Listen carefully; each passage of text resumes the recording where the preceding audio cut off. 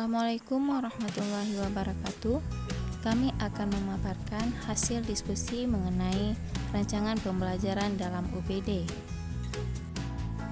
Perkenalkan, kami dari kelompok 4 yang beranggotakan Nani Suryani, Ninda Suharni, Purwaningsih, dan Rahmawati. Dalam merancang kegiatan pembelajaran berbasis UPD, haruslah dibuat memenuhi panduan Where to. Where to merupakan akronim yang dibuat untuk membantu merancang kegiatan dan pengalaman pembelajaran berbasis UPD yang efektif, yang berfokus pada pemahaman peserta didik yang mendalam. Adapun aspek where to pada UPD sebagai berikut.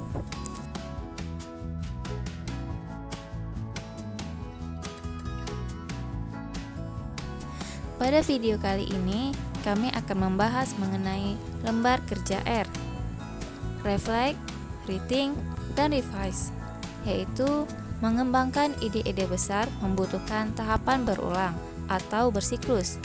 Tahapan pembelajaran tidak bisa jika hanya dilakukan sekali, namun harus terus berkembang. Peserta didik perlu dituntut untuk berefleksi, mengkritis, dan menganalisa kembali pengembangan pemahaman mereka berdasarkan umpan balik dan hasil belajar. Dalam proses berulang inilah, pemahaman peserta didik diharapkan lebih berkembang dibandingkan siklus tahapan sebelumnya. Bagaimana peserta didik akan dipandu untuk memikirkan kembali pemahaman mereka tentang ide-ide penting? Ada beberapa strategi yang dapat dilakukan oleh guru. Yang pertama, tanya jawab. Dengan melakukan tanya jawab, dapat membantu peserta didik memahami ide-ide penting. Guru akan mengajukan pertanyaan kepada peserta didik untuk memperjelas pemahaman mereka. Yang kedua, diskusi kelompok. Peserta didik dibagi ke dalam kelompok kecil, di mana diminta untuk membahas ide-ide penting yang telah dipelajari. Dalam diskusi kelompok, peserta didik dapat saling bertukar pikiran dan memperjelas pemahaman mereka. Yang ketiga, kuis atau tes. Dengan memberikan kuis atau tes singkat, dapat menguji pemahaman peserta didik tentang ide-ide penting. Hal ini dapat membantu peserta didik untuk memikirkan kembali konsep-konsep yang telah dipelajari dan menemukan area yang masih perlu dipelajari. Yang keempat, proyek atau tugas. Guru dapat memberikan proyek atau tugas yang memerlukan peserta didik untuk menerapkan ide-ide penting yang telah dipelajari. Dalam melakukan proyek atau tugas, peserta didik akan memikirkan kembali konsep-konsep yang dipelajari dan memperkuat pemahaman mereka. Bagaimana produk dan pertunjukan peserta didik dapat ditingkatkan melalui revisi berdasarkan penilaian diri dan umpan balik? Ada beberapa langkah yang dapat diambil untuk melakukan revisi dengan menggunakan penilaian diri dan umpan balik. Yang pertama, penilaian diri. Peserta didik diajarkan untuk secara objektif mengevaluasi karyanya sendiri. Yang kedua, umpan balik dari sesama. Selain penilaian diri, peserta didik juga harus diberikan kesempatan untuk memberikan dan menerima umpan balik dari sesama mereka.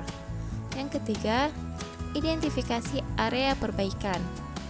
Berdasarkan penilaian diri dan umpan balik yang diterima, bantu peserta didik untuk mengidentifikasi area-area di mana mereka dapat melakukan perbaikan.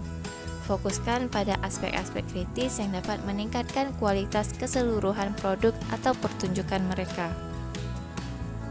Yang keempat, revisi. Setelah mengidentifikasi area perbaikan, dorong peserta didik untuk merevisi produk atau pertunjukan mereka sesuai dengan umpan balik yang diterima. Berikan bimbingan dan dukungan saat mereka melakukan revisi, dan pastikan mereka memahami tujuan-tujuan perbaikan yang ingin dicapai. Yang kelima, evaluasi lanjutan.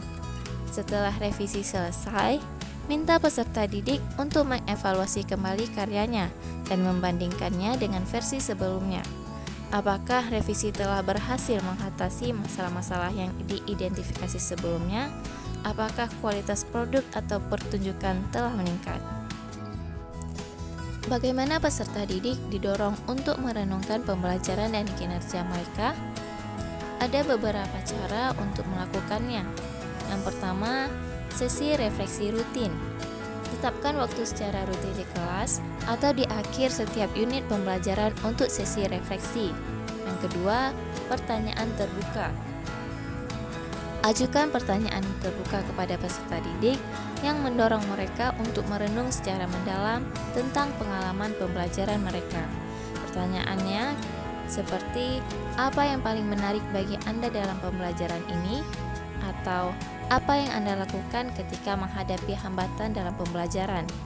Sehingga dapat memicu refleksi yang mendalam. Yang ketiga, umpan balik tertulis. Mintalah peserta didik untuk mengevaluasi kinerja mereka secara tertulis, menggunakan kriteria penilaian yang telah ditetapkan sebelumnya. Hal ini membantu mereka mengidentifikasi kekuatan dan kelemahan mereka sendiri, serta menetapkan tujuan untuk perbaikan di masa mendatang. Yang keempat, evaluasi formatif. Gunakan evaluasi formatif secara teratur selama pembelajaran untuk memberikan umpan balik langsung kepada peserta didik tentang kemajuan mereka.